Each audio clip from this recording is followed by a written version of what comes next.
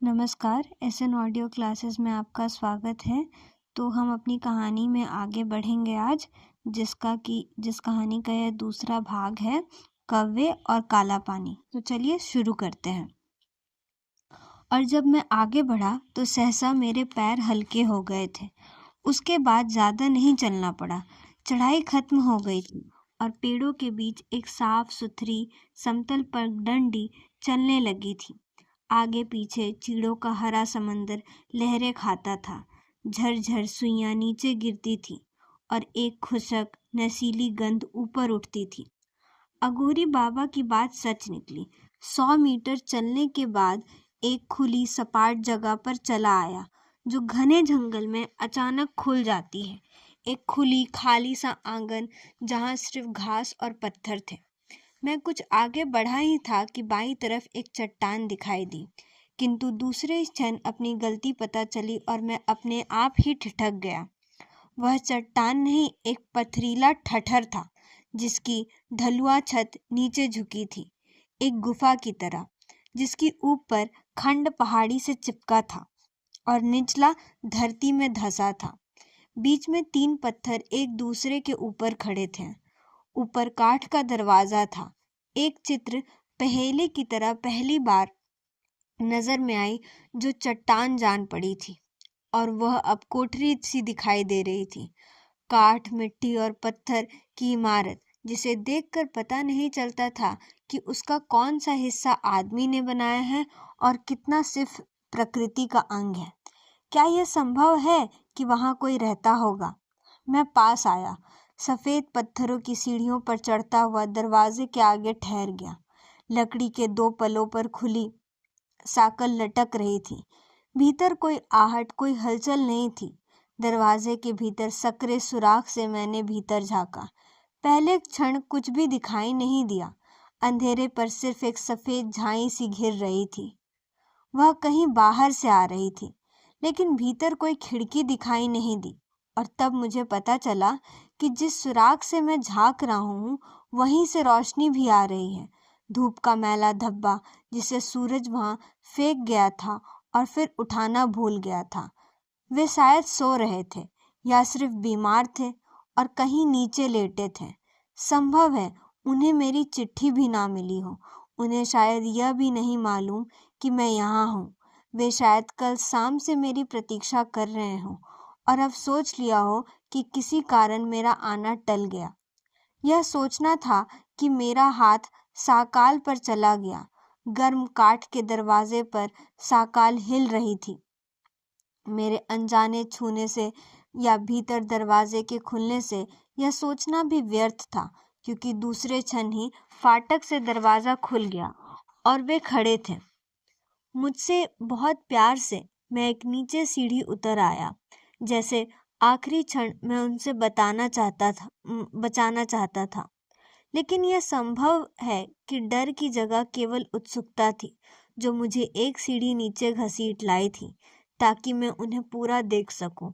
और जैसे कुछ पीछे हट कर दीवार पर टंगी तस्वीर को पूरा का पूरा देखना चाहता हूँ। लेकिन इस बीच उन्होंने मेरे हाथ को पकड़ लिया और मुझे लगा वे मुझे ऊपर खींच रहे हों, जबकि मैं नीचे जा रहा था। और इसी खींचतान में मेरा ब्रीफकेस हाथ से छूट गया।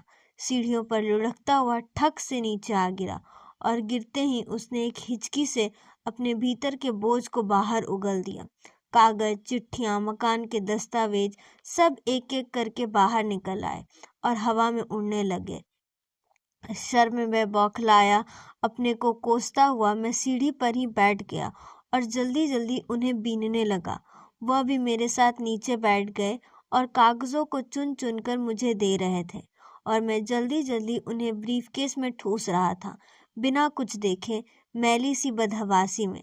जबकि उन्होंने अपना हाथ मेरे उठे हुए घुटनों पर रख दिया था, जो पता नहीं कब से कांप रहा था। सहसा मैंने देखा, उनका चेहरा नहीं, सिर्फ उनके हाथ। 10 वर्षों बाद पहली बार उनके हाथ दिखाई दिए। कितनी देर हम ऐसे बैठे रहे। धीरे धीरे सिर उठाया तो वे दिखाई दिए। वही चेहरा, मुझे निहारती आंखें। मैं यह भी भूल गया था कि उन्हें दाढ़ी में पहले कभी नहीं देखा था। सफेद काली छितरी हुई लटों में वे सन्यासी और भाई के बीच कोई पहचाने से अजनबी जान पड़ते थे, लेकिन घुटने पर रखा उनका हाथ, उसमें बीता हुआ घर था और समूचा जमा हुआ अतीत, जो जरा सा छूने पर बूंद बूंद बहने लगता है। वे थोड़ा सा नीचे झुके, सीढ़ी पर रखे ब्रीफकेस को उठा लिया। आओ भीतर बैठेंगे। मैं उनके पीछे कोठरी में भीतर चला आया। बैठो। उन्होंने धीरे से मेरे कंधे को छुआ। मैंने असमंजस में उन्हें देखा। इधर। उन्होंने देरी की ओर इशारा किया और स्वयं दीवार के सहारे बैठ गए। कुछ मिनट इसी तरह बीत गए। वे मेरे सामने थे, मैं उनकी कुटिया में था। इन सब के रहते हुए मुझे विश्वास नहीं हो रहा था कि मेरी यात्रा का अंत आ पहुंचा है। आपको मेरा कार्ड मिल गया था? हाँ, लेकिन तुम्हें तो कल आना था। मैं कल ही आया था, बस 3 घंटे लेट थी। कहाँ ठहरे हो? मास्टर जी के यहाँ। वे ही मुझे अपने साथ घर ले गए। इच्छा हुई उनसे पूछूं, क्या उन्होंने ही मास्टर जी को बस स्टेशन पर भेजा है, लेकिन उनके नीरव निर्व्यक्त चेहरे को देखकर चुप रह गया। उनके आसपास एक घेरा था। मैं उतना ही पास आ सकता था जितना वे आने देते थे।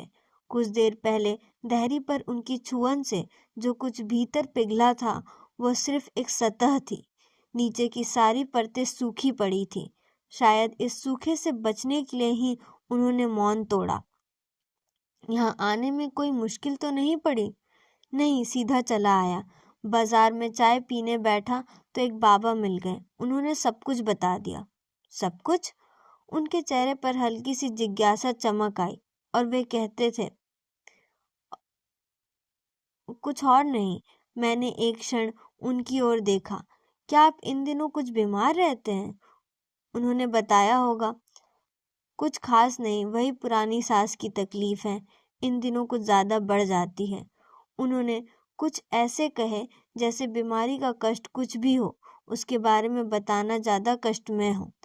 इतनी ऊंचाई पर रहने के कारण तो नहीं है? उन्होंने सिर हिलाया। तुम्हें याद होगा, जब घर में था तब भी बराबर रहती थी। घर का नाम पहली बार आया था, हमारे बीच आकर चुपचाप बैठ गया था।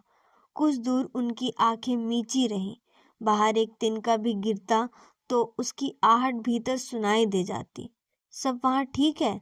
एक रूखी सांस में उनका स्वर निकला, घर को ना छूता हुआ, फिर भी आस पास मंडराता हुआ। जी हाँ, मैंने कहा।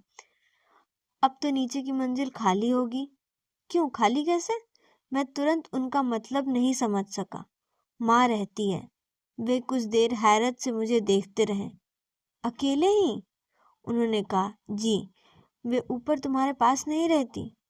जी नहीं, वे नीचे ही रहती हैं। वे मेरी तरफ इस तरह देखने लगे जैसे पिछले 10 साल में जो गुजरा बदला है वे उसे नहीं जानते। हालांकि मैंने चिट्ठी में उन्हें सब कुछ लिख दिया था, किंतु उन्होंने अपनी आंखों से कुछ नहीं देखा था और मैं जो कुछ जानता था पहली बार उनकी नज़रों से अपने घर को देखने लगा और तब मुझे उनका आश्चर्य समझ में आने लगा। जिस औरत के 3 लड़के हों वह मकान के अलग अकेले कोने में पड़ी रहे, एक अजनबी के लिए इससे ज्यादा आश्चर्य की बात क्या हो सकती है। बाहर पेड़ों के बीच झंझनाहट हुई। कोई छत पर कूदा और खटखटाहट दौड़ता चला गया। फर्श पर मिट्टी के झरने लगी। वे उठ खड़े हुए और दरवाजे के बाहर चले गए। कुछ देर में उनकी आवाज सुनाई दी। एक बार 2 बार पहाड़ी सन्नाटे में वो ऊपर उठती थी और फिर अपनी ही गूंज को सहलाती सी गुम हो जाती थी। वे भीतर आए तो मैंने पूछा, कौन था? लंगूर। वे मुस्कुरा रहे थे। मंदिर से उतर कर यहाँ धूप सेकने आते थे। तुम अभी मंदिर तो नहीं गए? नहीं, सुना है बहुत पुराना है। मंदिर तो बहुत पुराना नहीं है, किंतु उसमें रखी शिव की मूर्ति तो काफी पुरानी मानी जाती है। वह यहीं पहाड़ी पर जमीन में धसी हुई मिली थी। और तुम यहाँ हो तो किसी दिन देखने चलेंगे। चाय पियोगे? आप बनाएंगे? और कौन? वे हंसने लगा। अभी बन जाती है। वे पर्दा उठाकर नीचे चले गए। नीचे शायद एक दूसरी कोठरी थी जिसे मैंने सिर्फ बाहर से देखा था। बाहर से जो चट्टान दिखाई देती थी उसे ही दो हिस्सों में काट दिया गया था। ऊपर की कोठरी में शायद एक दूसरी कोठरी थी जिस शायद उनके मेहमान बैठते होंगे। वहां सिर्फ दो चटाइयां, एक दरी और एक आसन के अलावा कुछ भी नहीं था। कोठरी आधी से ज्यादा नंगी दिखाई देती थी। चौकी के पास ही एक सुराही और पीतल के दो ग्लास रखे थे, साफ सुथरे धुले हुए। खिड़की के नाम पर दीवार में एक खोखल था जिसके बाहर पेड़ की कुछ शाखाएं दिखाई देती थी। उसके परे पहाड़ी का एक भूरा खंड और आकाश दिखाई देता था। और कुछ भी नहीं, सिर्फ सन्नाटा सुनाई देता था। और कभी कभी हवा की सरसराहट एक अजीब विचार आया कि वे 12 महीने इस अकेली कोठरी में कैसे रहते होंगे। दिन रात, सर्दी गर्मी, बिल्कुल अकेले। लेकिन वो महज विचार था, उसकी नंगी वास्तविकता नहीं। जब हम किसी मृत व्यक्ति को देखते हैं तो मृत्यु के बारे में सोचते हैं या व्यक्ति के, किंतु स्वयं मृत व्यक्ति की वास्तविकता के बारे में एक साथ नहीं सोच पाते। किंतु मृत्यु क्यों? वे जीवित थे, मैं उनकी कोठरी में था। हालांकि मुझे अब तक भरोसा नहीं हो पाया था कि क्या ये वही आदमी थे जिनसे मिलने मैं यहाँ आया था। पर्दा हिला और वे भीतर आए। उनके हाथ में तांबे की थाली थी जिस पर चाय के जो 2 ग्लास थे। एक तस्तरी में कुछ नमकीन शक्करपारे रखे थे। इस तरफ बैठ जाओ, दरवाजे से हवा आती होगी। उन्होंने थाली चौकी पर रख दी। मैं चाय का ग्लास लेकर दीवार से सटकर बैठ गया। कुछ देर तक हम दोनों ही चुप रहे। बीच बीच में दरवाजा हुड़क उठता था। कुछ ऐसा लगता था जैसे हम दोनों दुनिया के अंतिम छोर पर बैठे थे, जहाँ हवा और पेड़ों की सरसराहट के अलावा कुछ भी सुनाई नहीं देता था। चाय ठीक है, यहाँ लकड़ियों की बास आती है। उन्होंने मेरी ओर देखा। आपके पास स्टोव नहीं है? मैंने पूछा। तेल की झंझट पड़ती है, यहाँ आसानी से नहीं मिलता। सुबह टहलने निकलता हूँ तो लकड़ियाँ चुन लाता हूँ, सर्दियों में बहुत काम आती है। शक्करपारे लो, तुम्हें तो नमकीन अच्छा लगता है। मैं खाने लगा। इतने वर्षों बाद भी उन्हें मेरी पसंद नापसंद याद रह गई। हालांकि जब वे घर में थे तो शायद ही उन्हें कभी हमारे बारे में पता चलता हो। वे निचली मंजिल में माँ के पास रहते थे और बहुत कम ऊपर आते थे। कभी कभी मेरे बच्चे नीचे दलान में खेलने चले जाते थे, तभी उनसे हंस बोल लेते थे। मुझे कुछ अजीब लगा कि अभी तक उन्होंने घर के बारे में मुझसे कुछ भी नहीं पूछा था, किंतु शायद यह ठीक ही था। 10 साल की हिस्ट्री वे कहाँ से पूछते और मैं कहाँ से शुरू करता। हमारे बीच जो समय था वही ठीक था, वह बीत रहा था। दोपहर खत्म हो चली थी और कोठरी के आगे पहाड़ों पर छाया उतरने लगी थी। वही छाया हम दोनों के बीच भी सरक आई, कोठरी के 2 हिस्सों में बढ़ती हुई। एक जगह जहाँ वे बैठे थे पीले कलांत अंधेरे में, दूसरे जहाँ मैं था शाम की सकरी गलान रोशनी में जो हाल में देहरी तक खिसक आती थी। कुछ देर तक हम दोपहर की उस सुन्न ठिठकी घड़ी में बैठे रहे। बच्चे कैसे हैं? आखिर उनकी आवाज सुनाई दी। ठीक है, मैंने कहा। मैंने सोचा वह कुछ और पूछेंगे, लेकिन जब वे चुप रहे तो मैंने कहा, मुन्नी अब कॉलेज जाती है। और छोटी? वह काफी बड़ी हो गई है, यहाँ मेरे साथ आना चाहती थी। मैंने थोड़ा हंसकर कहा। यहाँ? उन्होंने मेरी ओर देखा। उसने पहाड़ कभी नहीं देखे। कहती थी ताया जी वहाँ कैसे रहते हैं। लेकिन उन दिनों तो वह छोटी थी जब आपने घर छोड़ा था। मैंने उनके वाक्य को पूरा करना चाहा, किंतु वह अधूरा ही हवा में लटकता रहा। दर्द की उस गुठली के इर्द गिर्द जो बरसों पहले मुरझा गई थी, मरी हुई पीड़ा के नीचे दबी हुई। शायद हर पीड़ा इसी तरह घिसटती रहती है। बच्चों की बात बीच में छूट गई। वे उठ खड़े हुए और जूठे बर्तन समेटने लगे। तुम बैठो, मैं अभी आता हूँ।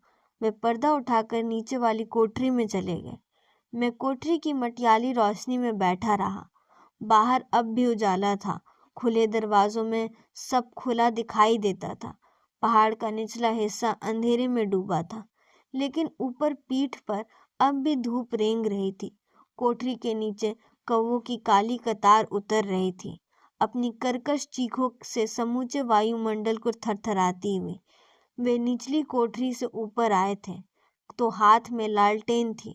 उसे चौकी पर रखकर उन्होंने मेरी ओर देखा। एक क्षण के लिए लगा वे मुझसे कुछ कहना चाहते हैं, कुछ बहुत महत्वपूर्ण, लेकिन वे हिचकिचाहट में चुप बैठे रहे। उनका सिर चौकी पर झुका था। सोचता हुआ टिमटिमाती रोशनी में उनका सिर, सफेद होते बाल, पीछे की गर्दन और कंधों का उभार, अचानक मुझे लगा जैसे मैं उन्हें नहीं, बाबू को देख रहा हूँ। जब मैं बहुत छोटा था और वे स्लेट पर मेरे सवाल हल करते थे और मैं गणित को भूलकर उनकी गर्दन को देखा करता था। क्या वे घर आते हैं? कौन? मैं कुछ सहम गया। बाबू। दूसरे क्षण अपनी गलती पता चली। वे बड़े भाई की बात कर रहे थे जो जीवित थे और दूसरे घर में रहते थे। जी आते हैं। उन्होंने ही मुझे यहाँ आने के लिए कहा था। तुम्हें? किस लिए? वे मकान बेचना चाहते हैं। कागजों पर आपके दस्तखत कराने ही मैं आया था। मैं हल्का सा हो गया। जिस काम के लिए इतनी दूर आया था वह इतनी आसानी से उनसे कह दूंगा, यह मुझे चमत्कार सा जान पड़ा। उन्होंने चौकी से सिर उठाया। एक क्षण के लिए मेरे ब्रीफकेस को देखा जो अभी तक अपेक्षित फर्श पर पड़ा था। पहली बार उन्हें उन कागजों का मतलब समझ में आया जो कुछ देर पहले उनकी सीढ़ियों पर हवा में उड़ रहे थे। और माँ? उन्होंने मेरी ओर आंखें उठाई जिनमें एक अजीब सी थकान छलक आई थी। वे कहाँ रहेंगी? कहीं भी, जैसा भी वो ठीक समझेंगी। और तुम? मैंने किराए की एक जगह देख ली है। फिर मुझसे पूछने की क्या जरूरत थी? आपका भी तो मकान में हिस्सा है, मैंने कहा। वे धीरे से हंस पड़े। मैं यहाँ हूँ, मेरा हिस्सा पीछे कैसे छूट गया? मैं चुप उन्हें देखता रहा। मकान बेचना क्या बहुत जरूरी है? उन्होंने आंखें खोलकर मुझे पूछा। नहीं, जरूरी नहीं है, लेकिन बड़े देहरादून में जमीन खरीदना चाहते हैं।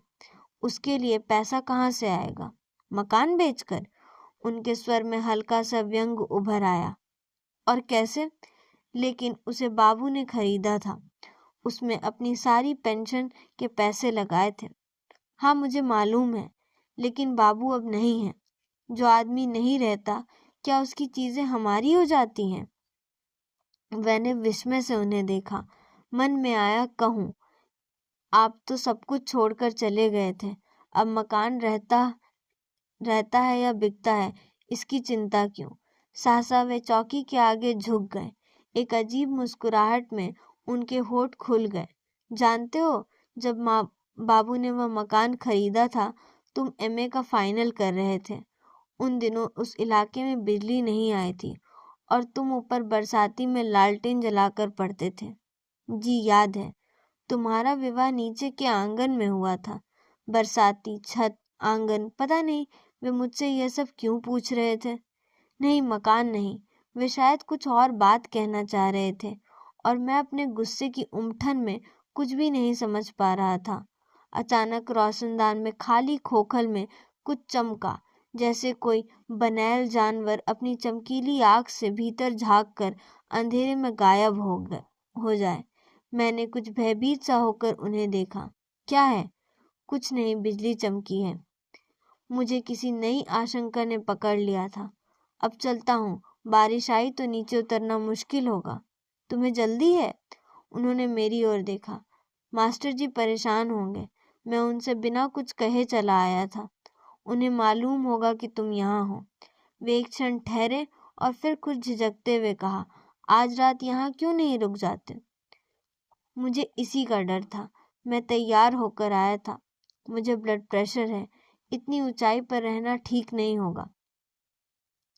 यह मूर्खतापूर्ण बहाना था, एक बार पहाड़ पर आकर ऊंच नीच क्या देखना, किंतु उनके साथ रात भर रहना मेरे लिए असहाय था।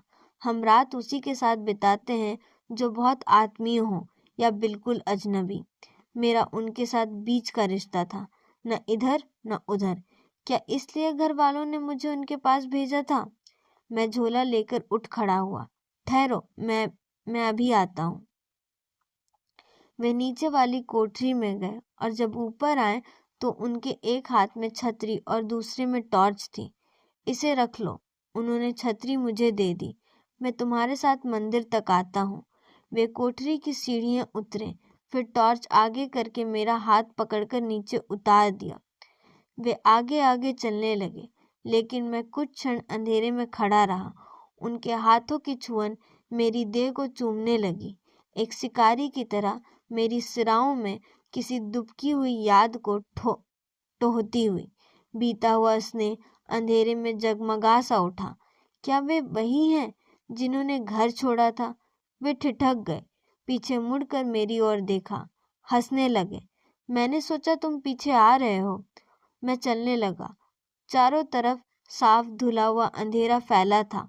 तारे बिल्कुल सिर पर थे, एक दूसरे के इतना पास सटे हुए कि आकाश में कहीं भी खाली जगह दिखाई नहीं देती थी। मुझे अचंभा हुआ कि इतनी स्वच्छ रात में बिजली कहाँ से कड़की होगी। मैं टॉर्च जलाकर सधे पैरों से चल रहा था। रोशनी के गोले में पेड़, झाड़ियां, चट्टानें धीरे धीरे पीछे सरकते जाते थे। कभी कभी कोई पक्षी अंधेरे में चीखता हुआ ऊपर से उड़ जाता था और फिर झाड़ी की खटखटाहट सुनाई देती, जो शायद भ्रम था। झाड़ी पहले खटकती थी और पक्षी की उड़ान बाद में सुनाई देती थी। मेरे थैले में टिफिन का कटोरेदान बार बार मेरी थर्मस से टकराता था और तब अचानक मुझे याद आया, मेरा ब्रीफकेस। क्या? वे भी ठहर गए। मैं उसे आपकी कोठरी में ही भूल आया। कोई बात नहीं, कल ले लेना। फिर बहुत ही सहज स्वर में पूछा, क्या उसमें कोई तुम्हारी लिखी चीज है? पहली बार उन्होंने लिखने के बारे में पूछा था। मैं समझा था वे अरसा पहले की मेरी इस अवैध गोपनीय बीमारी को भूल चुके होंगे। नहीं, उसमें सिर्फ जायदाद के कागज हैं। आपके लिए कुछ पत्र हैं, उन्हें देख लीजिएगा। कुछ देर तक हम अंधेरे में चलते रहे। पगडंडी पर टॉर्च की रोशनी के अलावा कुछ भी दिखाई नहीं देता था। बहुत दिनों से तुम्हारी कोई चीज नहीं देखी। लिखा नहीं, अखबार में बहुत काम रहता है। आपके यहाँ पत्रिकाएं मिल जाती हैं? मास्टर जी स्कूल की लाइब्रेरी से कभी कभी कोई चीज ले आते हैं। बहुत पहले शायद तुम्हारी कोई कहानी देखी थी। मैं धड़कते दिल को दबोचे अंधेरे में चलता रहा, एक गिलगिलाती शर्म में डूबा हुआ। बरसों पहले एक कहानी तो लिखी थी, दुर्भाग्यवश वह छपी भी थी, बल्कि छपाने के लिए ही उसे लिखा था। वह उनके बारे में उतनी नहीं थी जो एक दिन अचानक घर छोड़कर चले गए थे, बल्कि उन लोगों को लेकर थी जो पीछे छूट गए थे। माँ और बाबू सोचते थे, माँ से ज्यादा बाबू आशावान थे जब वे जीवित थे, कि उसे पढ़ते ही वे लौट आएंगे। लौटना तो दूर रहा, उन्होंने 20 पैसे का एक कार्ड भी नहीं भेजा। मुझे खुशी हुई कि वे अंधेरे में ना मुझे देख सकते थे, ना मेरी शर्म को। लेकिन बरसों पहले की चोट मेरे भीतर के सब भटकावों को भेद कर सिर उठाने लगी। मैंने कहा, आपने खबर तक नहीं की? यह कहते कि मेरा गला रुंध गया। यह दोहरी शर्म थी। दिल्ली से आते समय मैंने प्रण किया था कि उनसे यह प्रश्न कभी नहीं पूछूंगा, और अब वह हम दोनों के बीच में था, बियाबान जंगल के बीच, टॉर्च की गोली बिंदी पर अटका हुआ। इसका कोई फायदा नहीं था, उन्होंने कहा। आपको मालूम है हम आपको कहाँ कहाँ ढूंढते फिरे? नहीं, फायदा कुछ भी नहीं था। इस पहाड़ की शांत चोटी से क्या वे तलहटी और तिलचट्टों की बदहवासी समझ पाएंगे? अस्पताल और स्टेशनों के चक्कर, पुलिस थानों की लिस्टों पर गुमनाम लोगों के नाम, मुर्दाघर की शिनाख्त, अखबारों में इश्तिहार, please come, mother is ill. फायदा एक लाइन यह तो लिख सकते थे कि आप कहीं जीवित हैं। अगर तुम्हें मालूम होता कि मैं जीवित हूँ तो क्या तुम्हारी तकलीफ कम हो जाती? मैं तकलीफ की बात नहीं कर रहा। फिर मैंने अपने भीतर टटोला तो कुछ भी हाथ नहीं आया। न तकलीफ, न माँ का बुढ़ापा, न अपनी असफलताएं। सब कुछ ऐसा ही होता जैसा होना था। फिर इतने दिनों बाद चिट्ठी भेजने का क्या फायदा था? मैंने पूछा। वे कुछ देर तक चुप खड़े रहे। हाँ, शायद नहीं भेजनी चाहिए थी, लेकिन उन्होंने अंधेरे में एक लंबी सांस ली। मुझे 10 साल लगे कि तुम्हें कुछ लिख सकूं। मैंने सोचा अब तुम्हें कोई फर्क नहीं पड़ेगा कि मैं जीवित हूं या नहीं। उनके स्वर में कुछ ऐसी उदास निसंगता थी जो हमें आदमियों में नहीं, पेड़ों और पत्थरों और पानी में मिलती है, जो रिश्तों की लहूलुहान पीड़ा से बाहर जान पड़ती है। क्या निसंगता उन्होंने पिछले वर्ष के अकेलेपन में अर्जित की थी? मैं चौंक गया। अंधेरे में कहीं नीचे एक हल्की सी गड़गड़ाहट सुनाई दी, जैसे कोई भारी पत्थर ऊपर से लुढ़कता हुआ नीचे की ओर जा रहा है। यह कैसी आवाज है? मैंने उनकी ओर देखा। पहाड़ी झरना है, मैं यहीं से पानी लाता हूँ। काफी नीचे जाना होता होगा। नहीं, मेरी कोठरी के नीचे ही बहता है। कल आओगे तो देखने चलेंगे। वे खुद पानी लाते हैं, पता नहीं कैसे।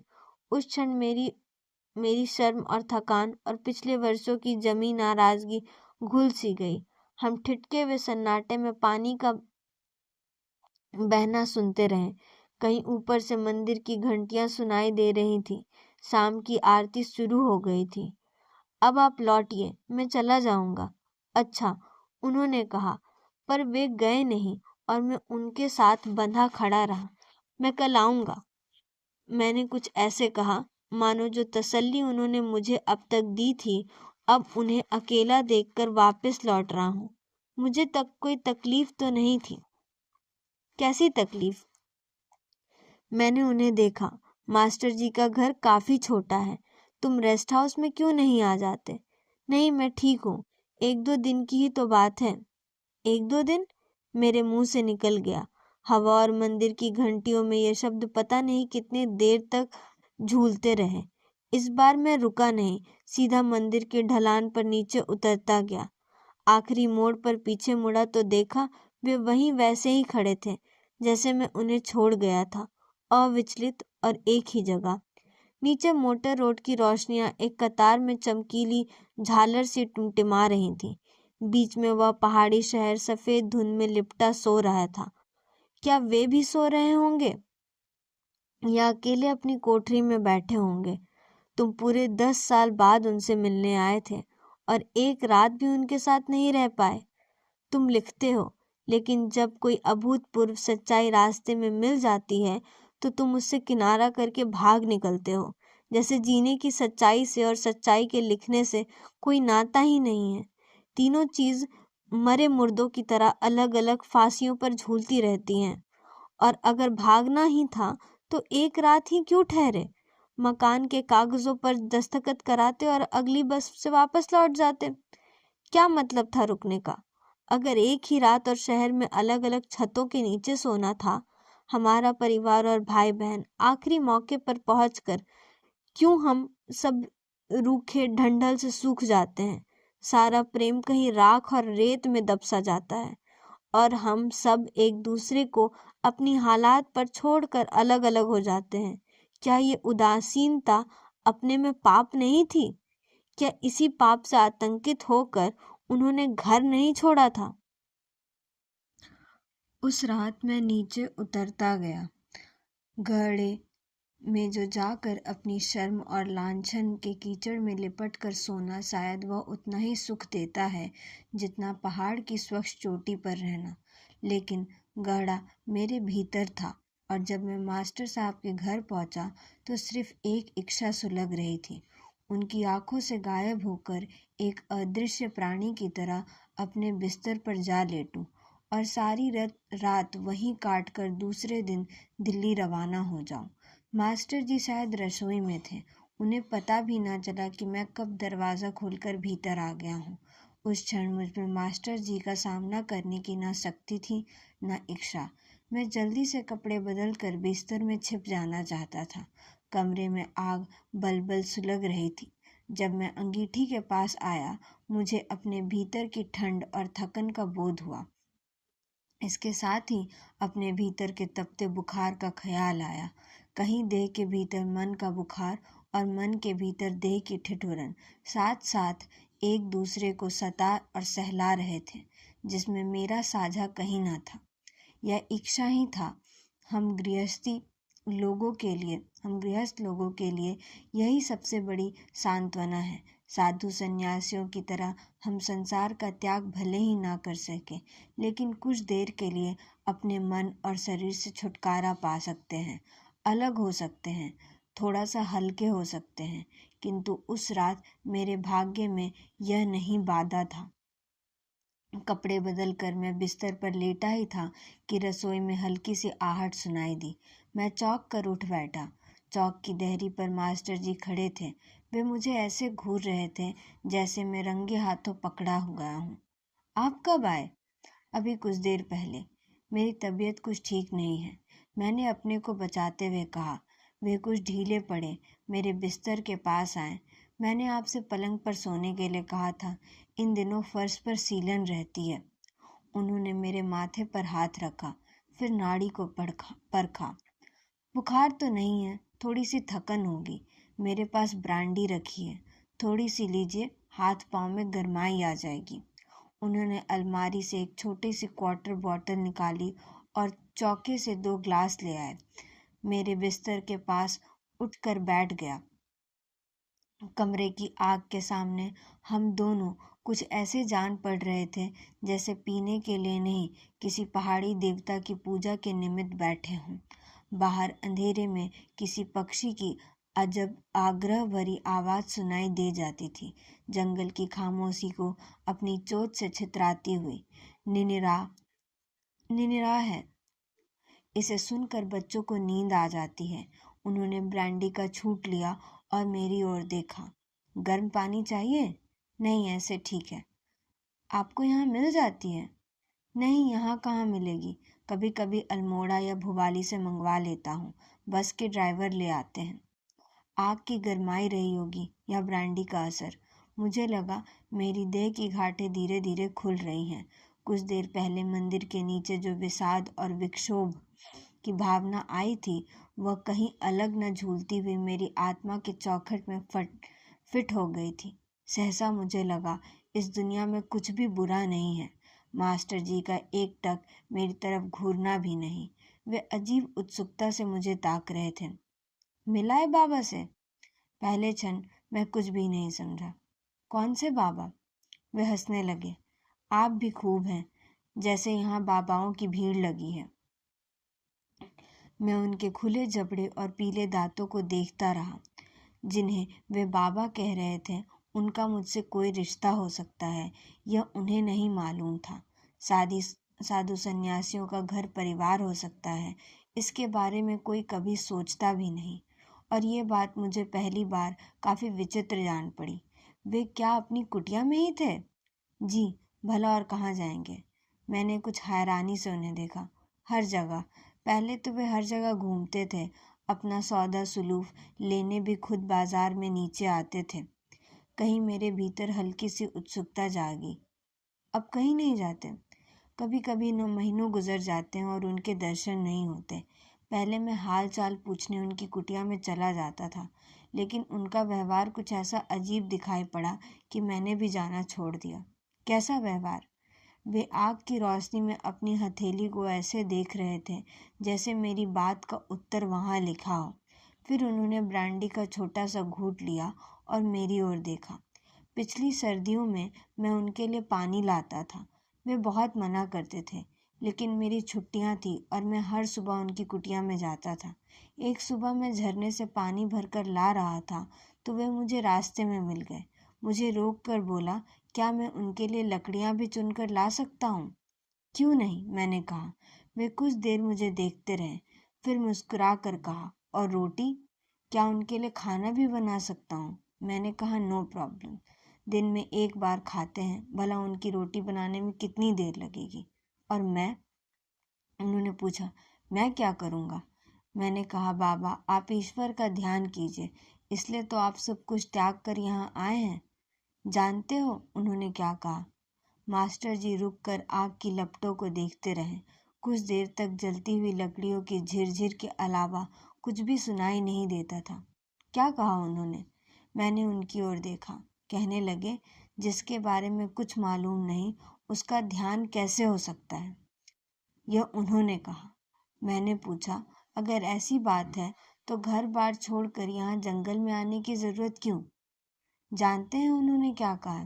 कहने लगे, मैंने कुछ भी नहीं छोड़ा, मैं सिर्फ यहाँ रहता हूँ। आप मेरा सब काम करेंगे तो मैं क्या करूँगा? मैंने पानी की बाल्टी रास्ते में ही छोड़ दी। जो आदमी अपनी सेवा नहीं कराना जानता वह उसकी सेवा क्या करेगा? वे कुछ देर चुप बैठे रहे, फिर एक लंबी सांस ली। मैं यहाँ अकेला रहता हूँ नौकरी के लिए, लेकिन वे यहाँ क्यों रहते हैं यह कभी समझ में नहीं आया। न ज्ञान, ध्यान, पाठ, न पूजा। लोग उनसे मिलने आते हैं तो चुपचाप बैठे रहते हैं। मैंने कभी उन्हें उपदेश का एक शब्द कहते नहीं सुना, फिर भी लोग उनके पास आते हैं। मैंने पूछा, क्यों नहीं? आप भी तो आखिर इतनी दूर से आए हैं। नाम सुना था, मैंने कहा। कोई मनोकामना लेकर आए हैं या सिर्फ जिज्ञासा? मास्टर जी ने टोहती आंखों पर मुझ पर टिका दी। मैंने भीतर झाँका। पुराने जालों के बीच जो चीज टंगी थी वह न मनोकामना थी न जिज्ञासा। हवा में डोलता सिर्फ एक टूटे रिश्ते का धागा था, जो कभी मास्टर जी से टकराता, कभी मुझसे, लेकिन जिसको ना वे समझ पाते थे ना मैं हटा पाता था। खाना लगाऊं? बहुत देर हो गई है। मास्टर जी रसोई में चले गए, लेकिन मैं अपने बिस्तर पर बैठा रहा। बाहर झिंगूरों का स्वर एक तान में बज रहा था। ब्रांडी लेने के बाद एक मंद आँच मेरे भीतर भी जलने लगी थी। अपने घर में था तो गृहस्थी के बीच पता नहीं चलता था कि अरसे से मेरे भीतर कितनी ठंड और थकन जमा होती गई है। आप सो गए? मैं चौंक कर उठ बैठा। आग की हल्की सी गरमाई में मैं उघने लगा था। उन्होंने 2 थालियां फर्श पर रख दी। दाल, सब्जी, मोटी गर्म रोटियां, अकेले ही उन्होंने सब बनाया। उस क्षण मुझे मास्टर जी के जीवन में अद्भुत ईर्ष्या हुई। मैं 2 दिन से उनके घर में मेहमान बन बैठा था, जबकि उन्हें मेरे बारे में कुछ भी नहीं मालूम था। एक बार की इच्छा हुई कि उन्हें सब बता दूं, कह दूं। उनके साहजी बाबा और कोई नहीं, मेरे भाई हैं जिनसे मैं मिलने आया हूँ। लेकिन दूसरे ही क्षण कुछ भी कहने की इच्छा मर गई। मेरी बात सुनकर वे अजीब संकोच में फंस जाएंगे और फायदा कुछ भी नहीं होगा। कुछ सत्य बिल्कुल अनावश्यक होते हैं, उन्हें कहने ना कहने में से कोई अंतर नहीं पड़ता। अभी तो आप कुछ दिन यहाँ रहेंगे? उनके स्वर में कुछ अजीब सी आतुरता थी। मुझे कल ही जाना है, मैंने कुछ झिझकिचाते हुए कहा। मैं सिर्फ 2 दिन की छुट्टी लेकर आया था। कहाँ काम करते हैं आप? उन्होंने पहली बार मुझसे मेरी नीचे वाली जिंदगी के बारे में पूछा था। उनके स्वर में एक लगाव भरी चिंता थी, जिसके कारण मैं उनका कृतज्ञ सा हो गया था। मैंने उन्हें अपनी अखबार की नौकरी के बारे में बताया, अपने बच्चों, गृहस्थी और घर के बारे में। वे चुपचाप सुनते रहे। जब मैं अपनी बात खत्म कर चुका और उनकी ओर से फिर भी कोई उत्तर नहीं आया, तो मुझे थोड़ा सा संदेह हुआ, कहीं वो सो तो नहीं रहे। सिर उठाकर उन्हें देखा। कमरे की पीली चांदनी में उनकी आंखें मुझ पर टिकी थी। मुझे एक अजीब सा खटका हुआ। पता नहीं वे क्या सोच रहे थे। एक बात कहूँ, आप घर गृहस्थी छोड़कर इतनी दूर आए हैं, कुछ दिन रुक क्यों नहीं जाते? उससे क्या होगा?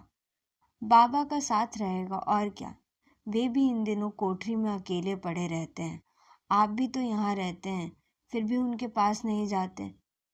मुझे समझ में नहीं आता उनसे क्या बात करूं। पहले दिन उनका थोड़ा बहुत काम करने चला जाता था, अब उन्हें उसकी भी ज़रूरत नहीं पड़ती।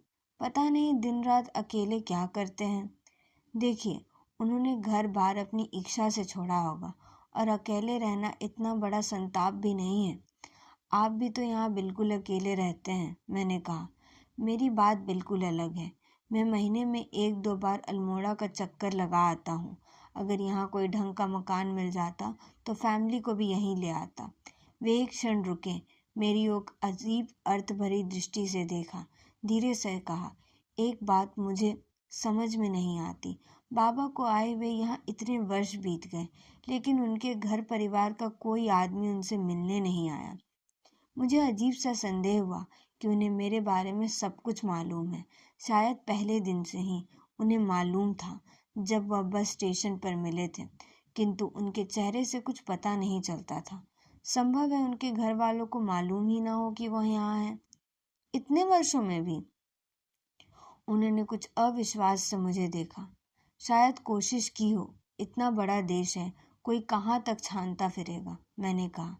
वे कुछ देर अंधेरे में बाहर देखते रहे, फिर कुछ सोचते हुए कहा, मुमकिन है उनका कोई न हो।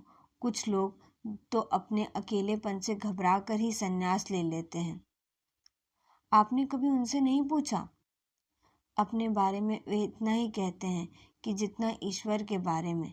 कभी कभी तो मुझे उनके सन्यासी होने पर भी शक होने लगता है। सन्यासी नहीं तो और क्या है? 10 साल पहले सबको रुलाकर घर छोड़ा था, अब ईश्वर को छोड़ कहाँ जाएंगे? किंतु उस रात इसका उत्तर कहीं ना था। मास्टर जी अपनी मंजी पर लेटे हुए और मैं अपने बिस्तर पर, बिल्कुल पिछली रात की तरह। लेकिन पिछली रात की तरह कमरे में पूरा अंधेरा नहीं हुआ। चौके की खिड़की पर चांद भीतर झांक रहा था और कमरे की हर चीज एक महीन पीले छुरे में चमकती जान पड़ती थी। देर तक मुझे नींद नहीं आई। घर की याद आती थी तो लगता था वह कोई दूसरी दुनिया हो, और जब भाई की अकेली कोठरी के बारे में सोचता तो लगता वह कोई तीसरी दुनिया है।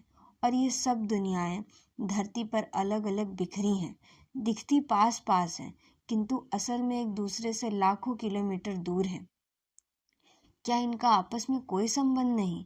यह विचार ही मुझे भयंकर जान पड़ा। मैंने करवट ली ताकि इस प्रश्न को उठने से पहले ही बाजू में दबाकर सो सकूं। ऊपर कौवे उड़ रहे थे, लश्कर लश्कर। चीखते हुए वे उतरते और जहां था मिलती वहां पसर जाते। चट्टान, डगर, डाली, उनकी कांव कांव से बाजार और मंदिर के बीच आकाश थर्राने लगता था। मैं बाजार में ही था। बस स्टैंड के शेड के नीचे एक छोटी सी भीड़ जमा थी। ढाबों के आगे कुत्ते और कूली ऊँघ रहे थे। मास्टर जी सबको धकियाते हुए आगे बढ़ गए और टिकट की खिड़की के आगे खड़े हो गए। खिड़की बंद थी। मास्टर जी ने 2-3 बार उसे अपने घूंसे से खटखटाया। अचानक एक सिर बाहर आया और मास्टर जी उससे बतियाने लगे। कुछ देर बाद वे मेरे पास आए। एडवांस बुकिंग नहीं होती, आपको बस में ही टिकट मिल जाएगी। आपने टाइम पूछा? शाम को एक ही बस दिल्ली जाती है, 6 बजे। दूसरी बस 8 बजे। वह डायरेक्ट नहीं जाती, भोपाली से दूसरी बस लेनी पड़ती है। 6 बजे? समय काफ़ी था। घर से निकलने से पहले मैं अपना सामान बांध चुका था। मास्टर जी की सलाह पर उसे बाजार में उनकी जान पहचान के हलवाई की दुकान पर रखवा दिया था, ताकि शाम को लौटने पर उसे लेने दोबारा घर न जाना पड़े। मेरे हाथ में सिर्फ अपना थैला था और उनका छाता। आइए एक एक चाय और हो जाए, आपको पूरी चढ़ाई पार करनी है, मास्टर जी ने कहा। तो यह था इस कहानी का दूसरा भाग।